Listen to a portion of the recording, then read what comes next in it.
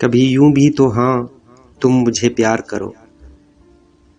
जैसे कि लहरें एक दूजे में मुद्गम होकर किनारे आकर साहिल को चूमा करती हैं। जैसे बादलों की ओर से निकलकर कोई रूह पहला चांद किसी से शर्मा कर अचानक से छुपा करता है। जैसे डाल डाल उड़ती हुई कोई तितली रस मनचाही कली का चूसा करती है। जैसे बेताब परवाने सावन के मौसम में दीवाना वार हर एक रोशनी पे लपका करते हैं। जैसे इधर उधर मंडलाता आवारा कोई भंवरा कभी किसी एक एक ही सूरत को तका करता है। जैसे खाक पे सर भटकता हुआ कोई मजनू अपनी लैला को हर एक जा पुकारा करता है।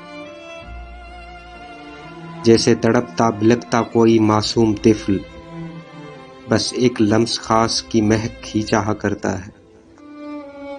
जैसे मोहब्बत के किसी नाजुक और कीमती तोहफे को कोई लड़की बड़े दिल से मगर डर डर के लिया करती है। कभी यूं भी तो हाँ तुम मुझे प्यार करो। जैसे कोई खाली सीप बारिश के किसी खास बस एक कतरे ही को अपनी गुर्बत से बड़े ही प्यार से मन में बसाकर सबसे छुपाकर फिर गोहर बनाया करता है। कभी यूं भी तो हाँ तुम मुझे प्यार करो।